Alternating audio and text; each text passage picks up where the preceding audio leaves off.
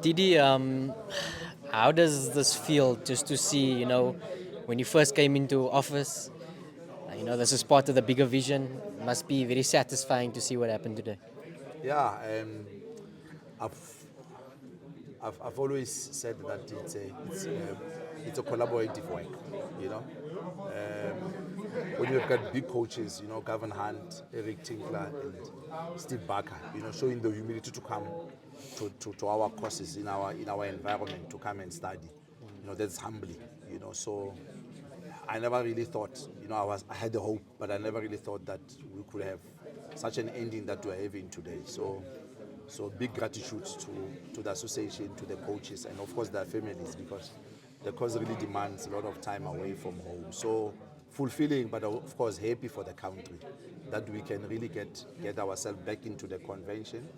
And as you might have seen now, we already have 4 B license diplomas which are coming now before the end of the year, just to accelerate the process. So yeah, very, very fulfilling. Tidi, when they were talking there was this issue of the pro. I guess it's another level now that we need to aspire to as South Africa. I know I'm a little bit ahead of myself here, but just how far are we before we can host the pro license? Yeah, so there's a lot of work that we are doing on the ground. One, you need at least 3 years in the convention to be able to have a pro license. But what we have started already internally is that we'll be signing an MOU very, very shortly with the Scottish Football Association, because their pro license is one of the best in the world. I'm talking to Andy Gold, who is the Chief Football Officer for the Scottish FA.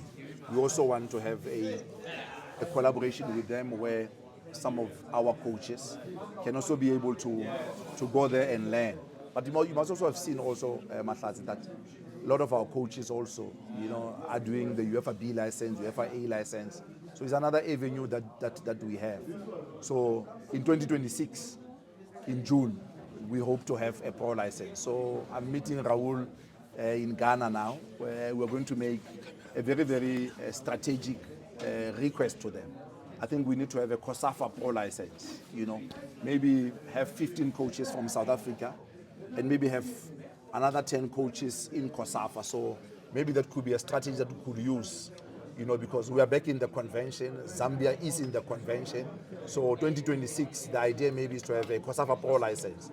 It's still a pro license, but accommodating other SAFA coaches, because we already have coaches who are already at a high level, Hulani Mukwena, Gavin Hunt, these are coaches who are multiple title winners, and we need to be able to help them to do the pro license. So we'll give ourselves 2025 to work on it, and hopefully 2026 in June, we could have a pro license. But my thinking is that let it not only be for South Africa, let's accommodate Malawi, accommodate Botswana, and Lesotho, who are already doing A license courses. So maybe that will help CAF to understand that we need it in the COSAFA.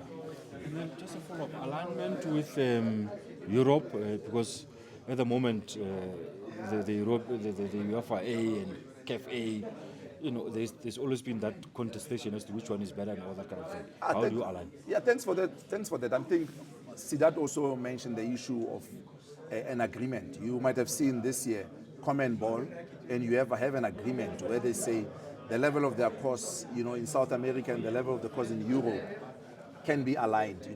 CAF hasn't done that yet, but we hope that we could tap, because Morocco and Algeria are tapping into the UEFA course through the UEFA Pro license. So that's why we want to tap first with the Scottish FA, because football is universal. I mean, Coach Pito now with the CAF Pro license can coach in the Middle East and all of that, but we know his level. So we'll try to get to that stage. But for me, it's not rushing. For me, it's to deliver a curriculum that is South Africa specific, and also take some of the best benchmarking, from the Scottish FA, because I mean Mourinho comes from the Scottish FA, and I think also Arteta, so the level is also good, and I hope that will help us so that we can take some of the work that they're doing, incorporate it into our CAF Pro license for South Africa. I think, maybe clarify for us again the requirements or the standard that we have set for coaches coaching in the PSL and First Division starting next season? Because, Sazi, look, from where we're standing, there's just been a request from the PSL to say, can we relook the condition that we've put up there? I'm going to reiterate again today. We are ready from our side.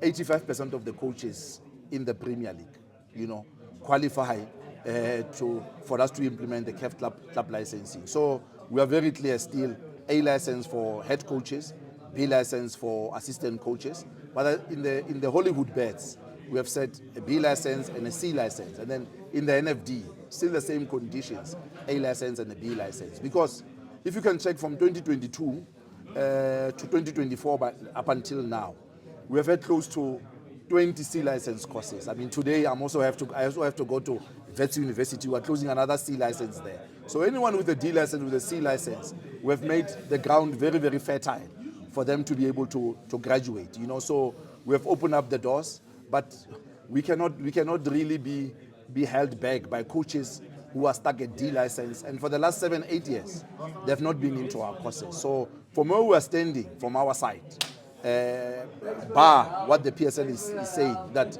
we are ready to implement A license for head coaches and B license for assistant coaches. But you might also have seen yesterday also we closed the club, which is the CAF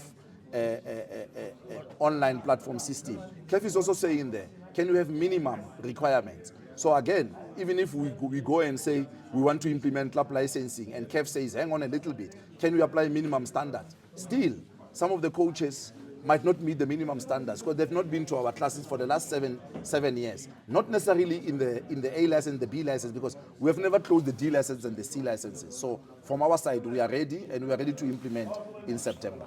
But can you enforce it? Can you take action against those who... The NEC has enforced it, and the Congress, and that's the highest decision-making body. And if it's going to be revoked, it must be revoked by the NEC. But you might have learned from last year in December, the SAFA NEC was very clear that we're moving with this process, and that's the position that we have. The PSL has not made a formal request for us to consider the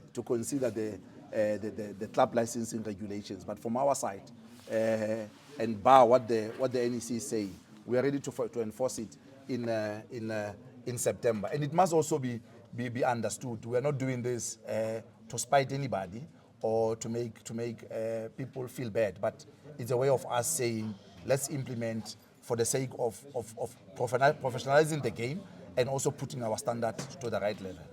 From this research or from this system that you had sent to the clubs, what sense are you getting from them? I'm getting a sense of resistance. The Hollywood Bets Super League teams, they've all responded. We know where they are and we know how to help them because we want to implement in January because the seasons are quite different. But I'm still awaiting the preliminary registration from the PSL, just for us to be able to see that the database that they have matches that database that we have in our office. So in just pure simple English, the coaching regulations as part of the club licensing will kick in at the beginning of next season. Definitely. We are, from our side, we are ready, and we have the numbers also. Like I say, 85% of the coaches, they qualify. I've got the stats and all of that. So we are ready from our side, but it must be said, Mahlatsi, we cannot be held at ransom by coaches who have never been through the doors of coaching for the last 7 years at D and C licenses, when those courses have never been discontinued.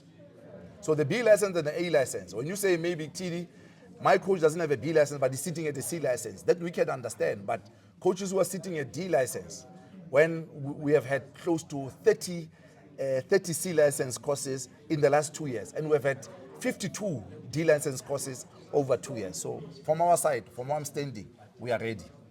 From me, the other issue the guy was speaking about, there must be a connect between what happens at club level and at national teams. And to a large extent, I think our assistant coach is going to be affected anyway, because he doesn't have A and all those kinds of things. Helman. Last time we How checked. do you handle this Helman issue? Last time we checked, and it was when we were doing our A license. He was glad that he has a B license, you know, so he still has to do his A license. So for him to sit on the bench as a head coach, he still has to come to class and do his A license. But as it is now, he has a B license. Thank you so much. Sure. No, we are ready, guys. No, we are ready from our side. Also, there was a little